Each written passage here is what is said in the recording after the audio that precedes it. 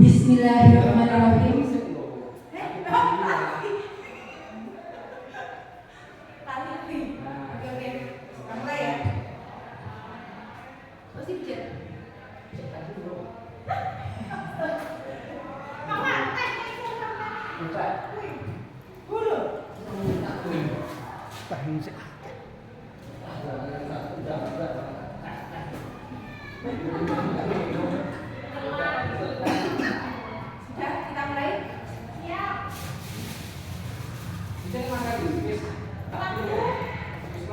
Sampun kok kayak wau tuh semen sak menit. Bismillahirrahmanirrahim.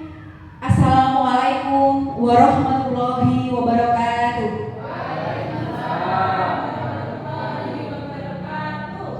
Bapak Ibu Guru SMPN 2 Bandung yang kami hormati dan rekan-rekan yang hebat, yang luar biasa, yang aku banggakan. Alhamdulillahirabbil alamin. Puji syukur kehadirat Allah Subhanahu wa taala yang telah melimpahkan rahmat, nikmat Islam, nikmat iman, sehingga kita bisa berkumpul di sini dalam keadaan sehat walafiat. Shalawat dan salam senantiasa tercurah kepada Nabi besar kita, Nabi Muhammad SAW.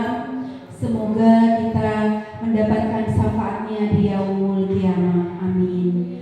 Bapak Ibu guru hebat, terima kasih saya ucapkan atas kesediaan waktu dan tenaga untuk berkumpul di sini dalam rangka kegiatan sosialisasi, menyebarkan pemahaman dan penerapan pengalaman budaya positif kepada rekan-rekan kerja di SMPN 2 Bandung dalam rangka melengkapi tugas di modul 1.4. Tugas saya sebagai calon guru penggerak.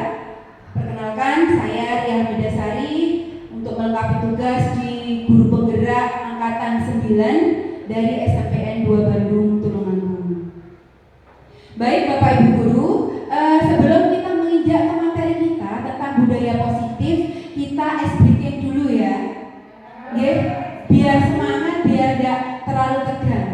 Ya, bukti kecintaan kita kepada budaya bangsa Indonesia kita buktikan dengan menyanyikan lagu daerah. Kita ambil refnya saja, nanti kita sambung menyambung. Seperti itu Bapak Ibu guru. Kok mati? Ya. Oke.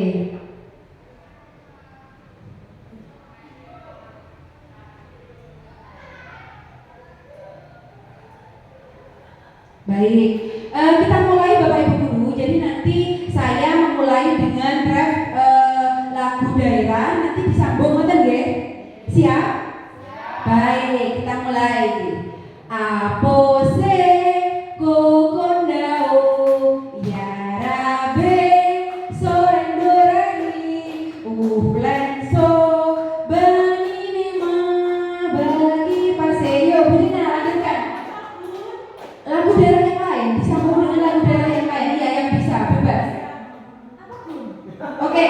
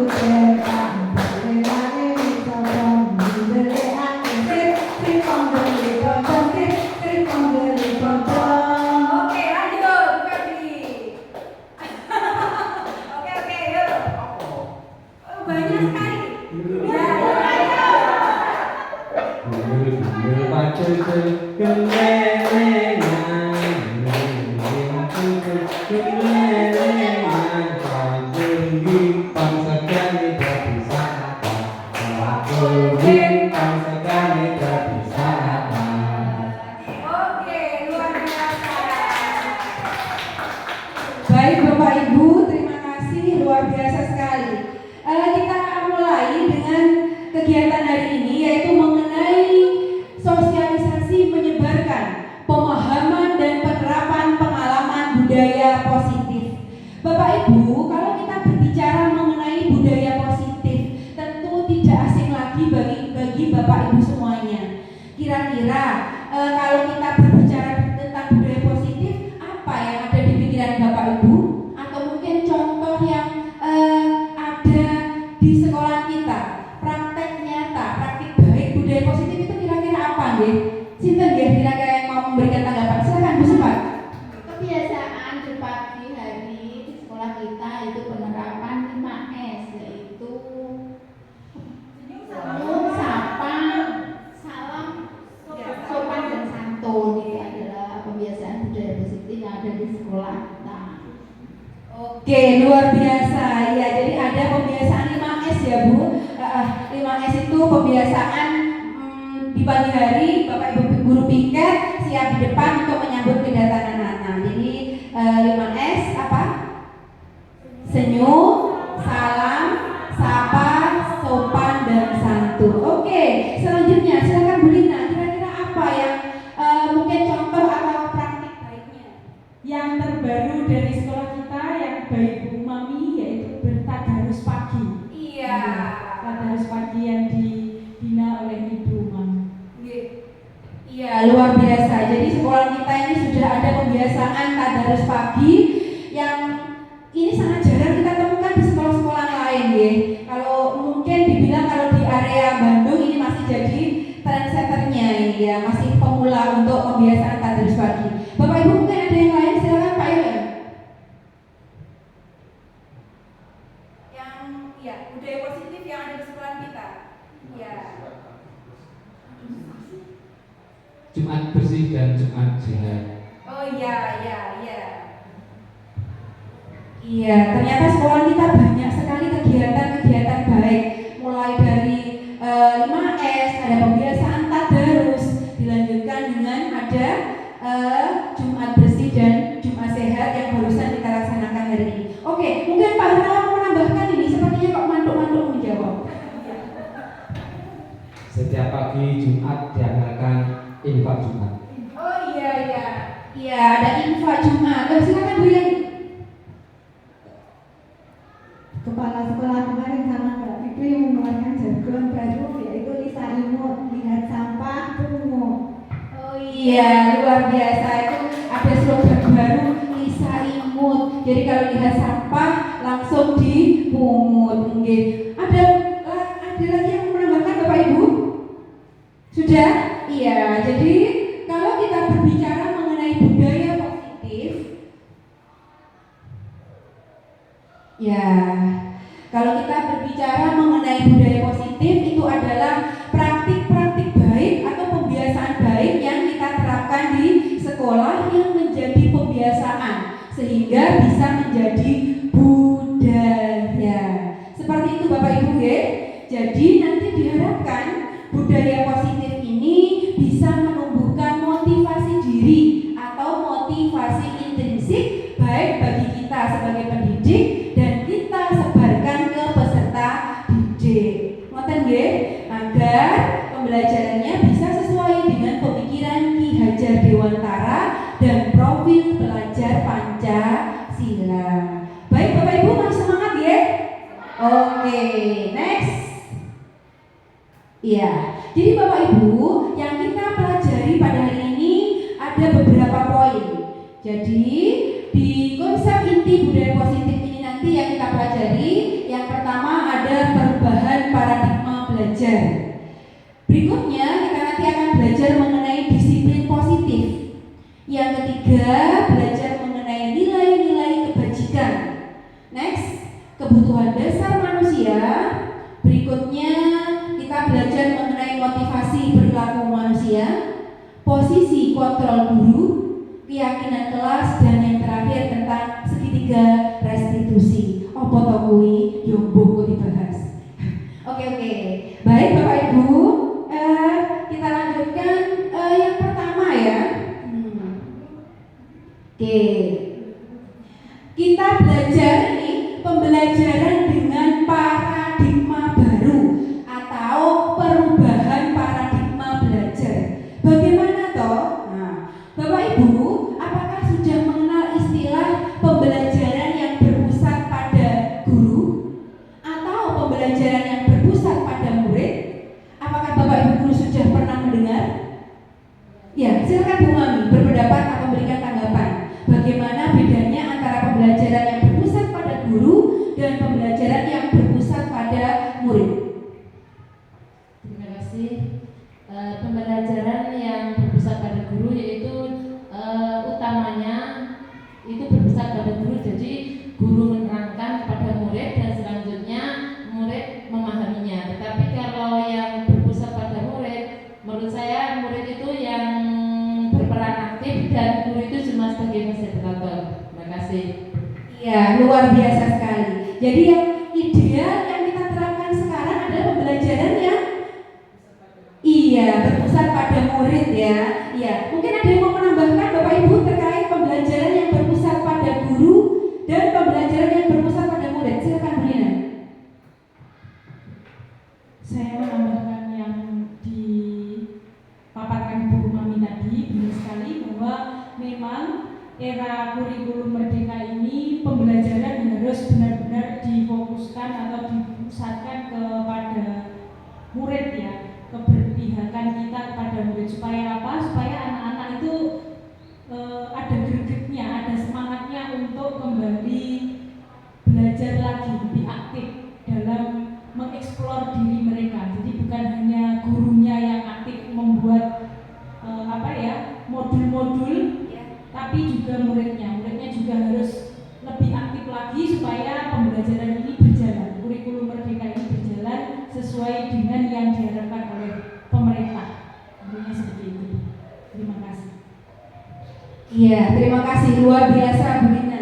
Iya, jadi Bapak Ibu, kalau kita berbicara mengenai pembelajaran dengan paradigma baru, itu adalah pembelajaran yang dirancang berdasarkan prinsip pembelajaran berdiferensiasi, sehingga para peserta didik belajar sesuai perkembangan teori psikologi modern untuk mewujudkan profil pelajar Pancasila. Jadi ini Bapak Ibu, adanya pembelajaran berdiferensiasi.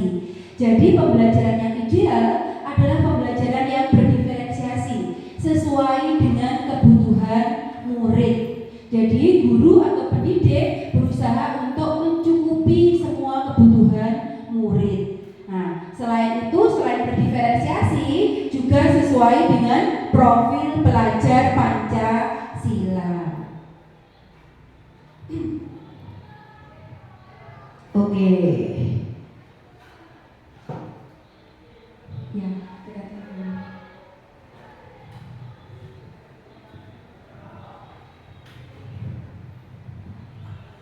ya.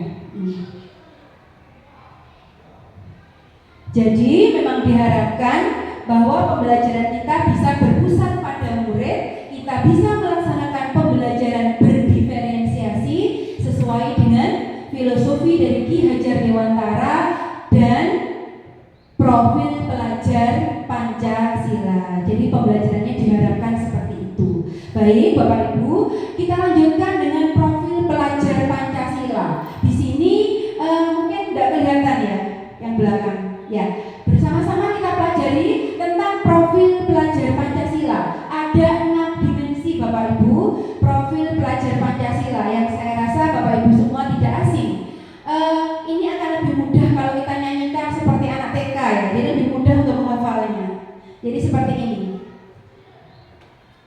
Pelajar Pancasila beriman dan bertakwa pada Tuhan Yang Esa dan berakhlak mulia, berkebinekaan global, gotong royong mandiri, kreatif dan bernalar kritis. Sakit Bapak Ibu?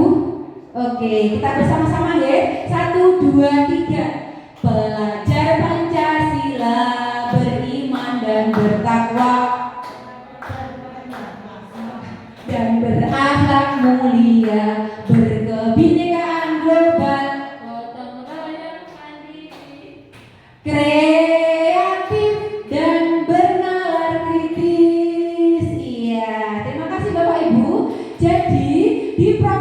pelajar Pancasila ini ada 6 dimensi Bapak Ibu.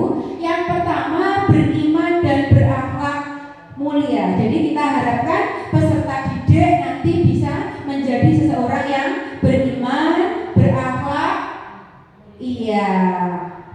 tentang pembiasaan-pembiasaan baiknya, sholat duha, sholat duhur, etikanya terhadap Bapak Ibu guru, itu ya. Yang kedua, berkebinekaan global. Berarti kita menjunjung tinggi kebudayaan yang ada di Indonesia. Indonesia ini adalah negara yang majemuk, negara yang heterogen. Jadi sudah sepatutnya kita bangga dengan kebudayaan yang ada di Indonesia. Next, yang ketiga, gotong royong. Ini merupakan ciri khas leluhur kita ya. Yang sekarang ini lebih istilahnya kolaborasi gitu. Iya. Jadi gotong royong di sini tidak hanya dalam hal kebersihan Bapak Ibu. Kita bisa bergotong royong, berkolaborasi dalam semua hal-hal yang baik. Oke. Ini sepertinya kok.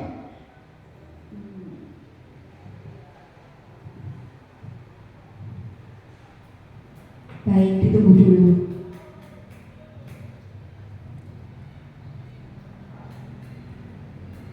Ya. Berikutnya, menjadikan peserta didik yang kreatif, ya. Terus bernalar kritis dan mandiri. Itu yang diharapkan dari profil pelajar Pancasila. Baik Bapak Ibu, kita lanjutkan. Ya. Berikutnya, miskonsepsi tentang teori kontrol. Jadi ini nanti berhubungan dengan motivasi diri atau motivasi intrinsik. Ini nanti berkaitan dengan teori kontrol. Kadang Bapak Ibu kita beranggapan bahwa mengontrol murid, kita bisa mengontrol murid. Padahal itu semua hanya ilusi. Tidak selamanya kita bisa mengontrol murid. Itu hanya ilusi Bapak Ibu guru. Berikut contoh, ketika anak berbuat kesalahan, terus kita memperingatkan atau menasihatinya agar anak tersebut berubah atau menjadi baik. Mungkin anak itu akan berubah menjadi baik dalam sekali atau 2 kali. Ketika anak itu belum memiliki motivasi intrinsik, hanya elon-elonan atau mungkin karena takut. Baru ketika anak itu memiliki motivasi diri atau intrinsik, baru nanti akan tergerak untuk lebih lama. Yang kedua, ilusi bahwa semua penguatan positif, efektif itu bermanfaat. Jadi biasanya kalau kita membujuk, kita memberikan rayuan, itu belum tentu bisa memberikan dampak yang efektif. Jadi intinya tetap ada motivasi diri atau motivasi intrinsik dari peserta didik. Yang ketiga, ilusi bahwa kritik dan membuat salah itu mampu menguatkan karakter. Bapak Ibu, ketika kita mengkritik anak, menjustis anak dan membuat anak itu merasa bersalah, bahkan itu nanti akan bukan malah menguatkan karakter, malah anak akan merasa kecewa. Rasa takut itu akan tertancap pada diri anak, bahkan sampai nanti ketika anak sudah dewasa. Jadi ketika anak itu sudah sudah dijustis, sudah dikritik seperti ini dan anak itu tidak bisa menerima, itu nanti pasti akan menancap di dalam diri anak. Seperti itu Bapak Ibu. Jadi itu semuanya ilusi. Yang keempat, ilusi bahwa orang dewasa berhak memaksa. Bapak Ibu guru, kita sebagai guru, sebagai pendidik ini orang dewasa, ya. Apakah kita berhak memaksa? Tidak. Jadi ini semua adalah ilusi Bapak Ibu guru. Jadi ini adalah miskonsepsi tentang teori kontrol. Jadi kita sebagai orang dewasa tidak sepatutnya kita untuk memaksa para peserta didik. Baik, masih semangat Bapak Ibu guru? Semangat ya? Oke. Ya, kita lanjutkan. Berikutnya Bapak Ibu, kita harus mengubah paradigma stimulus respon ke pendekatan teori kontrol. Jadi di sini Bapak Ibu, sekarang kita rubah paradigma kita dari teori stimulus respon ke teori kontrol. Apa saja itu? Ya ini tidak begitu kelihatan ya, saya tak merapat. Yang pertama Bapak Ibu, stimulus responnya realitas atau kebutuhan kita sama. Apakah kebutuhan kita sama Bapak Ibu? Tidak. Jadi kita berubah ke paradigma teori kontrol bahwa kebutuhan kita berbeda. Next, yang kedua, semua orang melihat hal yang sama. Kita berubah Bapak Ibu pandangan kita, paradigma kita bahwa setiap orang memiliki gambaran yang berbeda. Jadi dari teori yang pertama tadi, kebutuhan yang berbeda, otomatis gambaran atau impian kita pun juga berbeda-beda. Ngoten Bapak Ibu. Yang ketiga, kita mencoba mengubah orang agar berpandangan sama dengan kita. Bisa Bapak Ibu? Yang kita rubah ya, sesuai dengan teori kontrol, kita berusaha memahami pandangan orang lain tentang dunia. Jadi kita berusaha untuk memahami tentang pandangan orang lain. Demikian Bapak Ibu ya. Next, yang keempat, perilaku buruk dilihat sebagai suatu kesalahan. Kita rubah paradigmanya ke teori kontrol. Semua perilaku memiliki tujuan. Jadi apapun yang kita lakukan ini memiliki tujuan, bukan suatu kesalahan. Oke, tadi sampai mana? Iya, ini. Oke, berikutnya, orang lain bisa mengontrol saya. Apakah bisa Bapak Ibu? Tidak. Kita rubah paradigma kita. Hanya Anda yang bisa mengontrol diri Anda. Jadi, yang bisa mengontrol diri kita masing-masing adalah kita masing-masing, diri kita sendiri-sendiri. Oke Bapak Ibu, kita lanjutkan. Di teori stimulus respon, saya bisa mengontrol orang lain. Kita ubah paradigmanya menjadi Anda tidak bisa mengontrol orang lain. Iya. Yang terakhir Bapak Ibu, belum. Pemaksaan Anda pada saat bujukan gagal. Kita ubah ke teori kontrol, kolaborasi dan konsensus menciptakan pilihan-pilihan baru. Yang terakhir, ini model berpikir menang kalah. Ini harus kita hilangkan, kita ubah Bapak Ibu Guru. Kita ubah menjadi teori kontrolnya model berpikir menang-menang atau win-win solution. Jadi ketika kita menemui anak yang bermasalah, jangan menjustis anak dengan anak itu salah atau anak itu kalah. Tapi kita ajak ngobrol anak tersebut bersama-sama, kita dampingi untuk menemukan solusi dari masalah yang dihadapi anak tersebut. Seperti itu Bapak Ibu Guru, tetap semangat ya. Iya, masih semangat. Oke, kita lanjutkan Bapak Ibu. Baik, kita lanjutkan mengenai disiplin positif. Bapak Ibu, kalau kita berbicara mengenai disiplin, kira-kira apa yang ada di pikiran Bapak Ibu tentang disiplin? Apa kira-kira disiplin itu?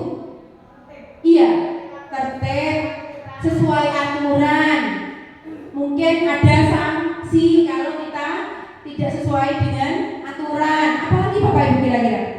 Ada aturan, ada sanksi, ada tata tertib. Itu kalau kita berbicara mengenai disiplin. Baik Bapak Ibu, disiplin ini sebenarnya berasal dari kata disiplina. Apa artinya? Belajar. Jadi disiplin mengacu pada disiplin diri yang memiliki tanggung jawab terhadap apa yang dilakukannya berdasarkan nilai-nilai yang diyakininya. Jadi ini Bapak Ibu, disiplin ini mengacu pada disiplin diri. Jadi nanti kembalinya tetap pada motivasi diri atau motivasi intrinsik. Oke, next, disiplin positif. Ini merupakan salah satu cara penerapan disiplin yang bertujuan menumbuhkan kesadaran serta memberdayakan peserta didik tanpa imbalan, penghargaan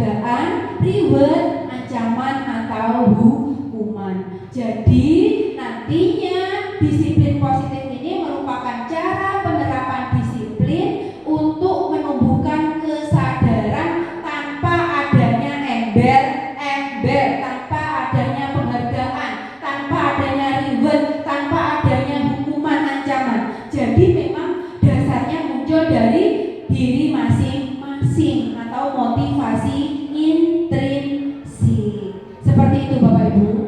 Jadi Bapak Ibu, sebagai pendidik tujuan kita adalah menciptakan peserta didik yang memiliki disiplin diri sehingga mereka berperilaku mengacu kepada nilai-nilai kebajikan universal dan memiliki motivasi intrinsik dalam perubahan perilaku ke arah yang lebih baik. Jadi tujuannya kita bisa menumbuhkan motivasi diri atau motivasi intrinsik. Seperti itu Bapak Ibu, yang nantinya akan menumbuhkan budaya positif. Baik Bapak Ibu, ayo semangat. Semangat? Oke, kita gaungkan yel-yel Espan 2-nya dulu ya. Iya, SMP 2 Bandung ini lebih dikenal dengan Espan 2. Kita kompakkan ini. Kalau saya mengatakan Espan 2, bagaimana jawabnya? Espan 2? Bisa? Apa? Oh iya, maaf. Gimana? Siapa kita? Terus? Bisa? Espan 2? Oke, kita mulai Bapak Ibu. Yang kompak, yang semangat ya. Oke, siapa kita? Espan 2. Espan 2. Espan 2. Oke, tepuk tangan buat kita semuanya. Ya, terima kasih Bapak Ibu. Masih semangat ya, ini perjalanannya masih belum ada separuh ternyata. Oke. Kita lanjutkan Bapak Ibu. Dari disiplin positif kita menuju ke nilai-nilai kebajikan. Kalau kita berbicara mengenai nilai-nilai kebajikan, apa tanggapan Bapak Ibu tentang nilai-nilai kebajikan? Silakan, Bu Supan. Apa tentang memikirkan tentang nilai-nilai kebajikan itu apa ya?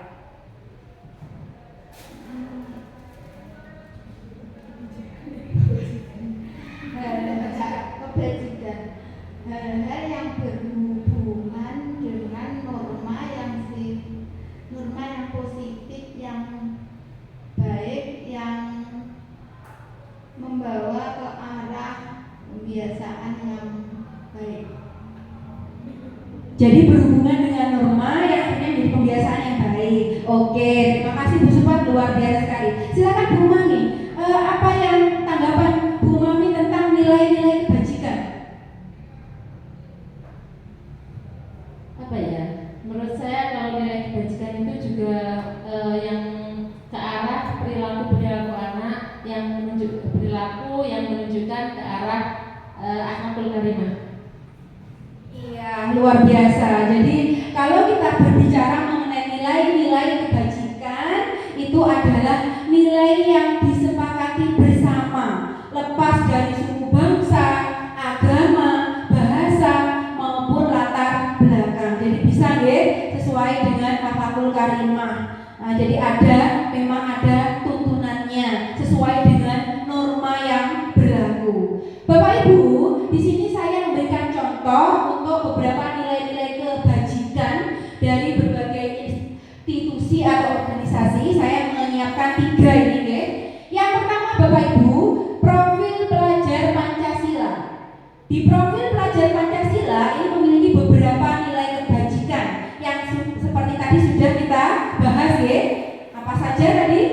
Beriman dan bertakwa pada Tuhan yang Esa dan berakhlak mulia, berkebinekaan global, gotong royong mandiri, kreatif dan bernalar kritis. Iya, itu nilai kebajikan dari profil pelajar Pancasila. Berikutnya dari Ibu Primary Years Program PYP. Ini ada toleransi, rasa hormat, integritas dan lain-lain. Berikutnya di keterampilan hidup atau life skill, dapat dipercaya, lurus hati, pendengar yang aktif, tidak merendahkan orang lain dan memberikan yang terbaik untuk diri. Seperti itu Bapak Ibu, beberapa contoh nilai-nilai kebajikan.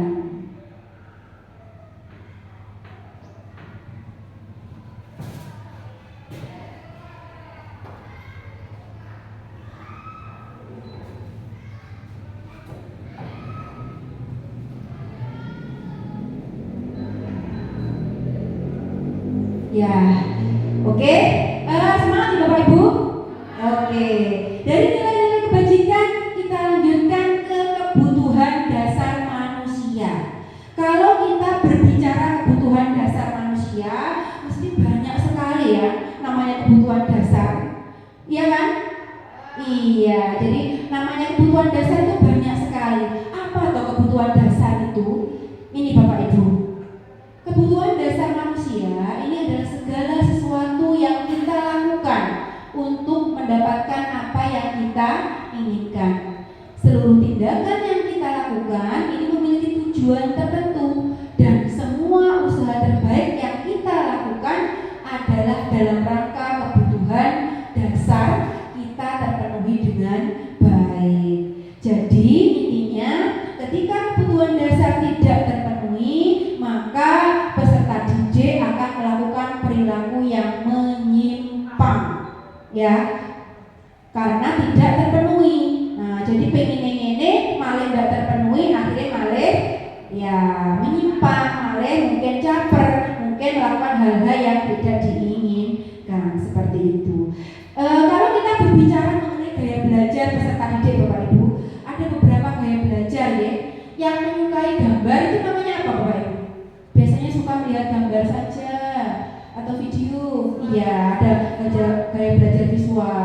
Yang hanya sering mendengarkan audio. Terus yang suka dengan apa? Gerakan atau olahraga. Ada kinestetik. Jadi memang harus disesuaikan. Ketika anak itu nyaman di zona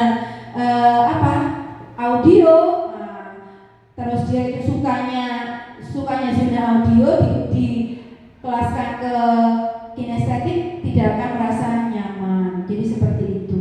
Baik, kita lanjutkan Bapak Ibu. Apa saja kebutuhan dasar manusia itu? Ada 5 kebutuhan dasar manusia Bapak Ibu. Yang pertama adalah bertahan hidup. Ya. Apa saja bertahan hidup itu? Makanan, pakaian, tempat tinggal, keamanan, kesehatan. Bapak Ibu, ketika kita tidak memenuhi dari apa ini bertahan hidup, kira-kira apa yang akan terjadi? Mesti kita akan melakukan hampir terpenuhinya kan? Iya kan? Ketika tidak punya makanan, mesti akan mencari. Karena namanya manusia sudah mesti butuh makan, darah makan lemes. Pakaian juga seperti itu, tempat tinggal juga seperti itu.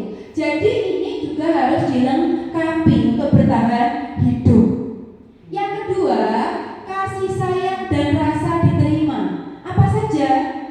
Rasa diterima, dipedulikan, berbagi, kerjasama, menjadi bagian dalam kelompok. Ini adalah kasih sayang dan rasa diterima. Ketika kita berada di lingkungan kita tidak memperdulikan kita, masa bodoh dengan kita, bagaimana perasaan kita? Apakah nyaman Bapak Ibu? Tidak. Kita pasti tidak akan nyaman. Kita tidak akan kerasan. Jadi memang kita butuh kasih sayang dan rasa diterima. Baik, yang ketiga Bapak Ibu, penguasaan. Apa aja penguasaan? Ada harga diri, keinginan untuk dianggap, memimpin, berprestasi, diakui, didengar. Jadi Bapak Ibu, anak-anak juga butuh ini. Butuh dihargai, anak-anak butuh diakui. Ketika mereka bisa, mereka juga butuh diakui bisa. Tetap kita kembali pada motivasi intrinsik atau motivasi diri. Jadi ketika anak itu tidak memiliki motivasi diri, hanya pengen dielem, pengen mendapatkan penghargaan, maka itu nanti juga tidak akan bisa bertahan lama, karena ada yang pengen diinginkan atau dia ingin reward atau penghargaan, bukan dari motivasi diri atau intrinsiknya. Baik, yang keempat Bapak Ibu, kebebasan. Apa saja itu? Ada mandiri, terus memiliki pilihan, mencoba hal baru, mampu mengendalikan arah dirinya. Bapak Ibu, anak-anak ini juga butuh kebebasan. Ketika mereka merasa dikekang, mereka juga akan berusaha untuk memberontak. Mereka juga butuh ini kebebasan untuk diakui kebebasannya.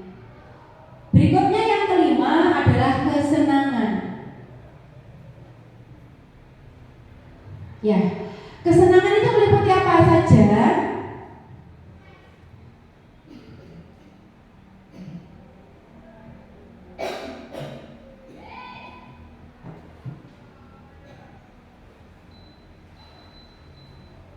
Ini ada bermain, humor, antusiasme, tertawa. Jadi Bapak Ibu berikan peserta didik kesempatan untuk bermain, untuk tertawa bersama, untuk humor bersama. Berikan mereka kesempatan untuk menikmati kesenangan mereka. Jadi Bapak Ibu, ada 5 kebutuhan dasar manusia ini. Ada bertahan hidup, kasih sayang, dan rasa diterima, penguasaan, kebebasan, dan kesenangan. Jadi 5 kebutuhan dasar inilah yang berusaha untuk kita agar anak-anak ketika sudah diberikan kebutuhan dasarnya, mereka bisa memunculkan motivasi intrinsik sesuai dengan tujuan budaya positif, yaitu menciptakan motivasi intrinsik. Bapak Ibu masih semangat ya? Ya, ngantuk.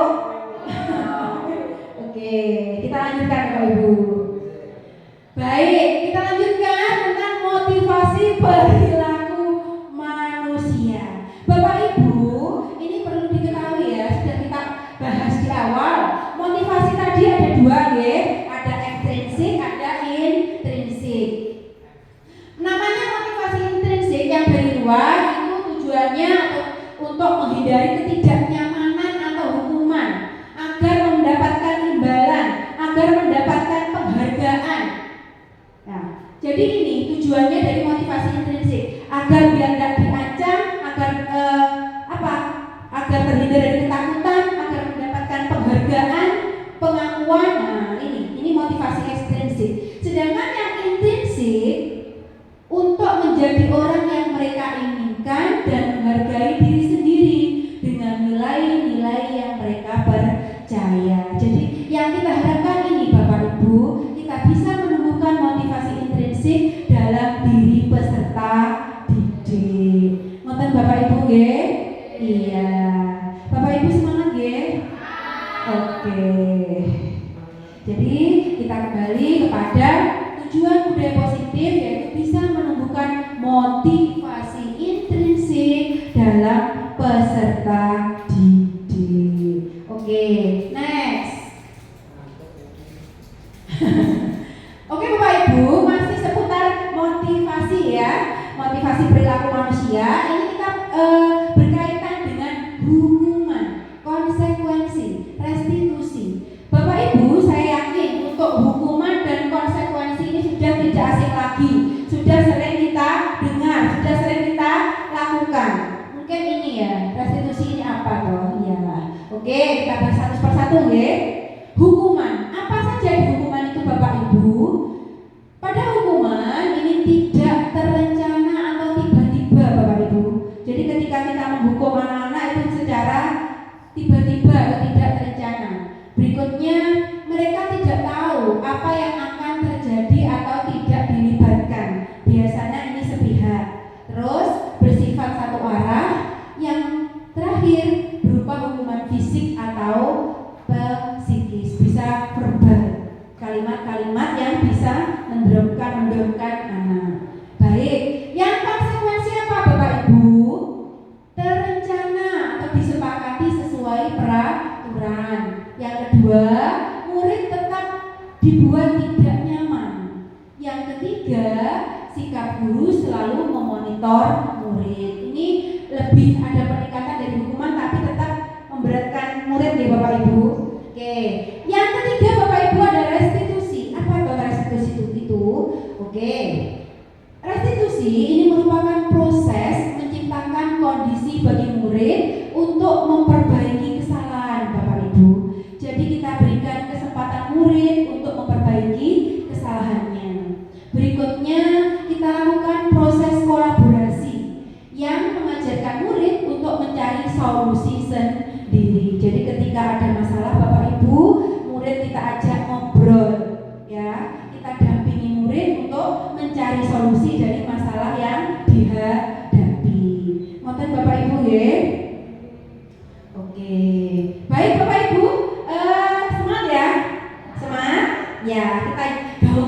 ya Espan 2-nya dulu. Siapa kita? Espan 2. Espan 2. Espan 2. Terima kasih yang masih semangat. Semoga tetap semangat Bapak Ibu. Oke. Ya, next. Oke. Bapak Ibu, kita lanjutkan ke posisi kontrol guru. Apa toh posisi kontrol guru? Bapak Ibu, di sini ditayangkan ada 5 posisi kontrol guru sebagai penghukum, pembuat merasa bersalah, sebagai teman, pemantau, manajer. Bapak Ibu, saya kira-kira dari 5 posisi ini Bapak Ibu di posisi apa ya? Ya, silakan memberikan tanggapannya. Sebagai penghukum kah? Sebagai pembuat merasa bersalah kah? Teman, pemantau, manajer. Ya, silakan dari Bu Sika dulu. Teman. Iya, sebagai teman Bu Sika. Iya, sebagai teman. Iya, teman. Oke, ya ada apa-apa jadi bermacam-macam ya. Oke, Bu Lina silakan. Sama seperti Bu Sika, inginnya menjadi teman, tapi ini masih berproses Bu, karena tidak serta-merta kita langsung bisa akrab dengan anak-anak. Karena kan anak-anak banyak sekali kan, jadi tidak bisa kita langsung menjadi teman itu, jadi proses menuju menjadi temannya anak-anak. Oke, silakan Pak Iwan, apa ya kira-kira posisinya? Sebagai guru BK ini posisinya sebagai apa ya? Sebagai guru BK ini ya tergantung situasi. Di satu sisi kita bisa menjadi teman untuk anak-anak. Kadang di kelas kita harus bisa memanage suatu kelas tersebut. Kita juga harus siap untuk memantau perkembangan anak-anak atau peserta didik kita. Jadi situasional. Di satu sisi bisa jadi teman, bisa jadi manajer, juga harus memantau setiap saat perkembangan peserta didik. Iya, untuk penghukum gimana Pak?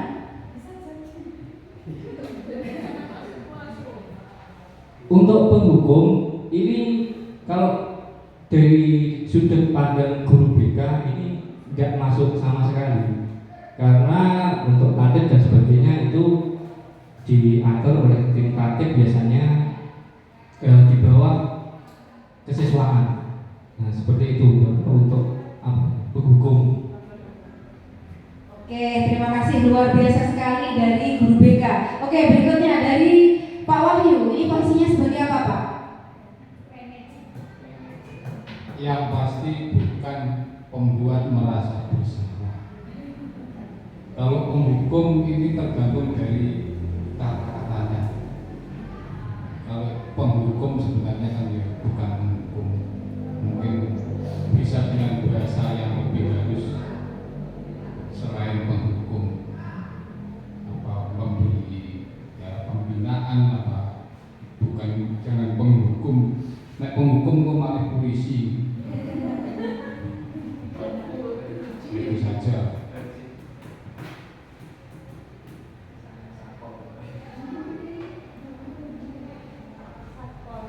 Mungkin itu. Oke, terima kasih. Jadi bervariasi ya posisi kontrol Bapak Ibu guru semua. Jadi banyak yang ada yang sebagai teman, pemantau, manajer, luar biasa sekali. Bapak Ibu, dari 5 posisi kontrol ini akan saya beri beberapa contoh gambaran. Ya, ini contoh penerapan posisi kontrol guru, kasusnya sama. Siswa tidak memakai atribut lengkap saat upacara bendera. Apa yang terjadi? Ketika guru sebagai posisi menghukum Bapak Ibu, ini konsekuensinya ini sebagai penghukum, murid atau peserta didik hormat pada bendera selama 1 jam. Nah, jadi anak disuruh hormat kepada bendera 1 jam. Ini merupakan contoh dari posisi penghukum. Berikutnya membuat merasa bersalah. Berapa kali ibu harus memberitahu kamu selalu saja mengecewakan ibu. Nah, itu contoh seperti itu Bapak Ibu. Jadi ketika kita melakukan itu berarti kita masuk yang membuat merasa bersalah. Next. Sebagai teman Bapak Ibu, ayo dong ikuti aturan sekolah. sekolah, tolong bantu ibu ya sekali ini. Ya sudah, tidak apa-apa. Lain kali jangan berbuat seperti ini lagi ya. Ini contoh kata-kata yang diucapkan guru ketika sebagai posisi teman. Yang keempat, sebagai pemantau Bapak Ibu, kamu sudah melanggar peraturan sekolah. Kamu tahu konsekuensinya. Setelah upacara, kamu beri atribut ke koperasi dan jangan diulangi lagi. Ini sebagai pemantau Bapak Ibu. Bapak Ibu sudah bisa membedakan antara penghukum, teman, pemantau, baik. Yang belum apa Bapak Ibu? Yang satu yang belum? Iya, manajer Bapak Ibu. Bagaimana tindakan guru ketika di posisi manajer? Apakah kamu tahu kesalahanmu? Kira-kira bagaimana kamu memperbaiki kesalahanmu? Jadi Bapak Ibu, posisi yang paling ideal sebagai kontrol guru adalah posisi manajer. Kita mengajak ngobrol anak didik kita bersama-sama, mendampinginya dan mencari solusi dari permasalahan yang dihadapi. Tapi semuanya juga bertahap. Ngoten Bapak Ibu nggih. Baik. Bapak Ibu, kita lanjutkan ya. Tadi sudah paham nggih? Ada 5 posisi kontrol guru, ada yang sebagai penghukum, teman, manajer, pemantau, apa lagi ya? Iya, oke. Di sini ada beberapa soal Bapak Ibu. Kita coba mengerjakan ya. Posisi kontrol apakah aku? Oke. Yang pertama, saya kecewa sekali dengan kamu. Kira-kira apa Bapak Ibu guru ini posisinya? Sebagai apa? Iya, luar biasa. Pembuat rasa bersalah plus buat kita semuanya. Oke. Next, berikutnya soal yang kedua. Posisi apakah ini? Kamu tidak pernah benar melakukannya. Apa? Tidak pernah benar melakukannya. Apa Bapak Ibu guru kira-kira? Tidak pernah benar melakukannya? Iya. Apa? Kamu tidak pernah benar melakukannya? Lebih ke penghukum Bapak Ibu. Jadi langsung menjustis anak. Berikutnya next. Apa rencanamu untuk menyelesaikan masalah ini? Yes, luar biasa. Yang keempat, ayolah lakukan demi ibu. Iya teman. Jelas. Yang terakhir Bapak Ibu, kamu tidak pernah mendapat nilai jika tidak mengerjakan tugas. Kira-kira apa ini? Nah, ada konsekuensinya. Kira-kira apa? Kamu tidak pernah mendapat nilai jika tidak mengerjakan tugas. Apa? Ya, kalau ada konsekuensinya apa? Pemantau. Gitu Bapak Ibu guru, luar biasa. Baik Bapak Ibu guru, mari semangat ya. Oke, kita nyanyi dulu kalau gitu biar tambah semangat.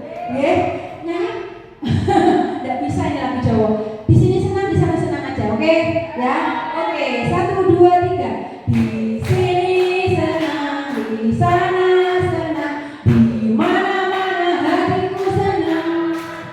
Di sini senang, di sana senang, di mana-mana hatiku senang.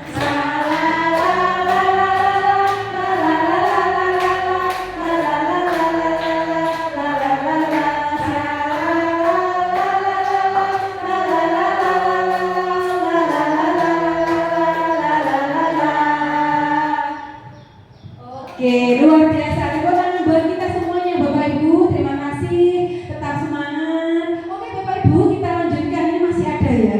Oh iya, masih ada Bapak Ibu. Ada. Next, kita lanjut ke keyakinan kelas. Masih ada 2 lagi materinya. Keyakinan kelas Bapak Ibu. Mengapa keyakinan kelas? Mengapa bukan peraturan kelas Bapak Ibu? Apakah ada yang bisa memberikan tanggapan? Kenapa kok keyakinan kelas kok bukan peraturan kelas? Iya, kenapa Bapak Ibu kira-kira? Apakah ada yang memberikan yang bisa memberikan tanggapannya? Kenapa kok keyakinan kelas bukan peraturan kelas? Kenapa Bapak Ibu? Mungkin Mungkin Pak Hernawan mencoba, Bu Febri, Pak Wahyu. Iya, kenapa? Pak Yoyon silakan Pak, mencoba. Ya, kenapa keyakinan bukan ketakutan? Karena ini harus disepakati dan diyakini oleh seluruh peserta didik dalam satu kelas setelah dimusyawarahkan dan disepakati bersama. Iya, luar biasa sekali. Namanya keyakinan kelas ya, berarti melibatkan semua peserta kelas, peserta didik dalam satu kelas, sehingga namanya keyakinan kelas. Kalau peraturan kelas itu langsung ditetapkan oleh Bapak Ibu guru. Jadi murid tidak dilibatkan, sehingga ketika murid dilibatkan itu nanti namanya keyakinan kelas. Oke, next. Bapak Ibu, dalam membuat keyakinan kelas ada beberapa poin atau kriteria yang kita butuhkan atau kita perlukan. Apa saja itu? Baik, yang pertama ini bersifat abstrak. Yang kedua, pernyataannya universal, dibuat dalam bentuk pernyataan yang positif. Jadi jangan menggunakan kalimat negatif Bapak Ibu. Tidak boleh membuang sampah sembarangan. Kita ganti kalimatnya ya. Buanglah sampah pada atau jagalah kebersihan kelas, seperti itu. Baik, sedikit saja agar mudah diingat. Terus sesuai dengan kondisi kelas dan sekolah sehingga mudah untuk diterapkan. Yang terakhir, semua warga sekolah atau warga kelas dilibatkan dalam membuat keyakinan kelas. Jadi nanti ketika kita bersama-sama dengan peserta didik membuat keyakinan kelas, anak-anak kita beri kesempatan untuk berpendapat semua apa yang ingin dia sampaikan. Terus nanti kita ambil nilai-nilai kebajikan yang berupa pernyataan positif untuk dijadikan keyakinan kelas. Jadi tidak usah banyak-banyak Bapak Ibu, kita ambil saja sehingga mudah untuk diingat dan diterapkan. Ngoten Bapak Ibu ya. Jadi intinya tetap kembali untuk menumbuhkan atau membentuk motivasi intrinsik. Oke. Ini materi terakhir Bapak Ibu. Materi terakhir kita yaitu tentang segitiga restitusi. Apa toh kuwi? Oke. Apa segitiga restitusi? Suatu proses dialog yang dijalankan oleh guru agar dapat menghasilkan murid yang mandiri dan bertanggung jawab. Jadi Bapak Ibu, ini merupakan contoh langkah pemecahan masalah ketika kita menghadapi murid-murid yang mengalami beberapa kasus dengan melaksanakan segitiga restitusi. Ada 3 tahapannya Bapak Ibu. Ada 3 tahapan dalam segitiga restitusi. Yang pertama yaitu menstabilkan identitas. Yang kedua, validasi tindakan yang salah. Yang ketiga, menanyakan keyakinan. Jadi ketika kita sudah membuat keyakinan kelas, ketika ada anak yang melanggar, kita tanyakan keyakinan mana yang sudah dilanggar. Terus kita dampingi untuk mencari solusinya. Seperti itu Bapak Ibu gambarannya. Oke, next. Baik Bapak Ibu, adapun langkah dari segitiga restitusi, yang pertama adalah menstabilkan identitas. Jadi berdasarkan prinsip membuat kesalahan adalah bagian dari proses pembelajaran. Ini contohnya kalimat yang bisa kita gunakan, berbuat salah itu wajar. Tidak ada manusia yang sempurna. Ibu juga pernah melakukan itu. Bapak tidak mau mencari siapa yang salah, tapi Bapak ingin mencari solusi dari permasalahan ini.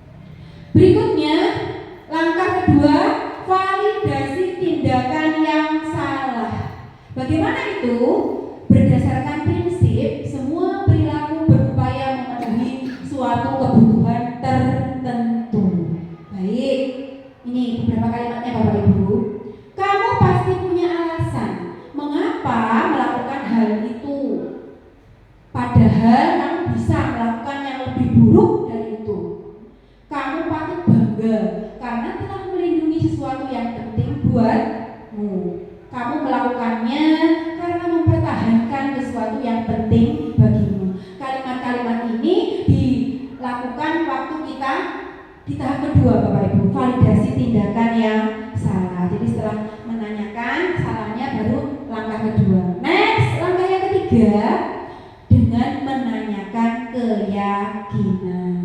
Berdasarkan prinsip teori kontrol bahwa pada dasarnya kita termotivasi secara intrinsik. Jadi tetap untuk menumbuhkan motivasi intrinsik atau motivasi diri dari peserta didik. Apa saja? Apa keyakinan kelas kita? Nilai-nilai apa yang telah disepakati bersama? Seperti apa gambaran sebuah kelas yang ideal menurut kamu? Kamu ingin menjadi orang seperti apa? Nah, ini adalah menanyakan keyakinan. Jadi Bapak Ibu, ketika ada masalah, ada kasus, kita belajar menggunakan segitiga restitusi dengan 3 langkah tadi. Baik. Oh ya, ini ada contoh penerapan segitiga restitusi Bapak Ibu. Oke. Ya, nanti saya carikan ini.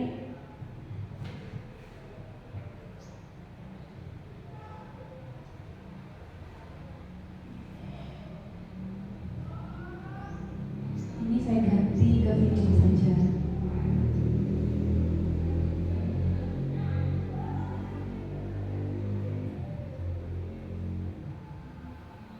Ini ada contoh untuk segitiga restitusi Bapak Ibu, saya carikan dulu karena yang di file tidak.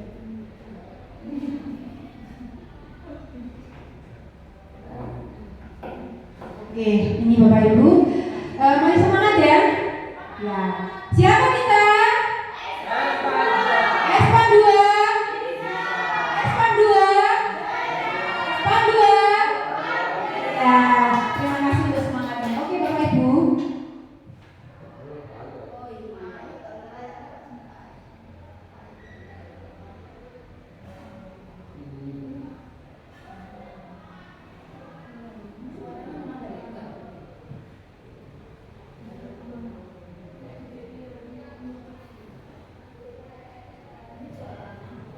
Dengar ya Bapak Ibu. Ya, jadi ini ada beberapa langkah tahapan dalam segitiga restitusi ketika kita menangani anak yang sedang ada kasus atau masalah. Jadi langkah pertama dengan menstabilkan identitas, menanya apa kesalahan yang telah dia lakukan. Ya.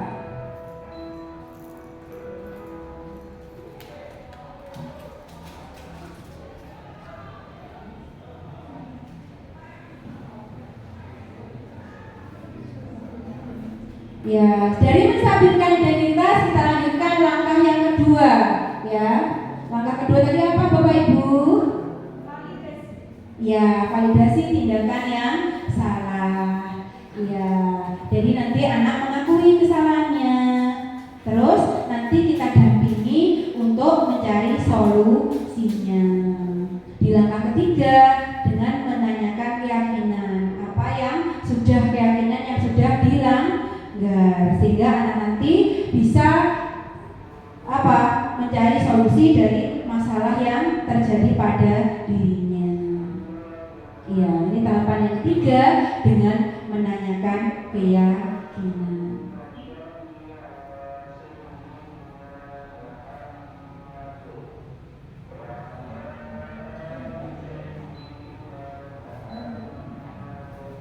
Oke Bapak Ibu, demikian untuk materi sosialisasi penyebaran pemahaman budaya positif kepada rekan-rekan kerja di SMPN 2 Bandung. Semoga materi kita hari ini bisa bermanfaat. Semoga kita bisa menyebarkan budaya positif yang ada di sekolah kita. Kita bisa menumbuhkan motivasi intrinsik dari peserta didik sehingga mereka bisa bertanggung jawab terhadap dirinya masing-masing. Paling tidak ketika mereka sudah punya motivasi intrinsik, motivasi diri, itu akan lebih awet daripada motivasi ekstrinsik yang hanya ingin pujian atau mungkin pengen imbalan, penghargaan dan lain-lain.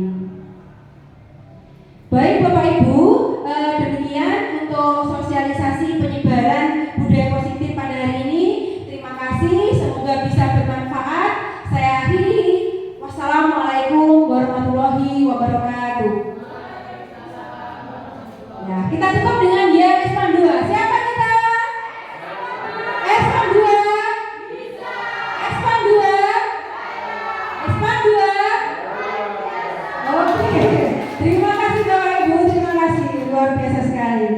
Ini kok sudah 1 jam. Oke. Terima kasih semuanya. Tidak bisa,